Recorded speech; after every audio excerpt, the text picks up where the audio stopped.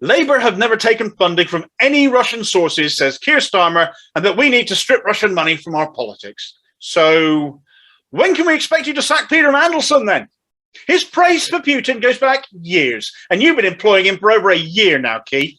He partied on oligarch Oleg Deripaska's super yacht whilst giving him trade concessions for his aluminium business back in 2008.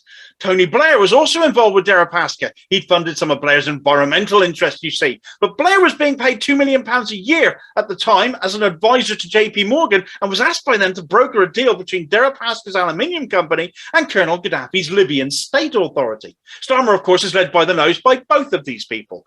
Back to Mandelson, though.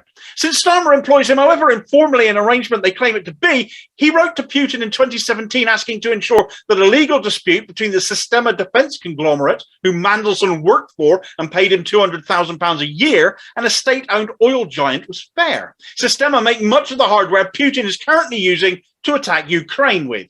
Mandelson only left them in 2017. His somewhat shady company, Global Counsel, a lobbying firm, boasts on its website that it advises international clients on Russian market entry, the impact of Russian sanctions, and navigating Russian policy making. It's not just Russians, though, of course. It's other nations and the Tories, too. Mandelson operates a company that helps corporations see opportunities in politics, including Russian ones or Russian-affiliated ones or even Tory ones. And he's now a top advisor to Labour and Starmer. So for all of Starmer's talk of purging Russian money from politics, it's once again utter dishonesty coming from him whilst he listens to Blair and employs Mandelson.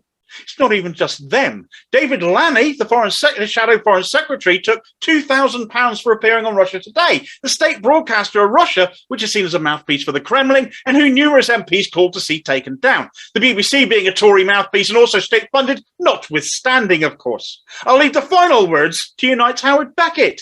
In Starmer's Labour, you can get away with sitting on the board of a Russian defence company, being paid by that company, have claimed Putin is taking Russia in the right direction, but for heaven's sake, do not sign a Stop the War letter.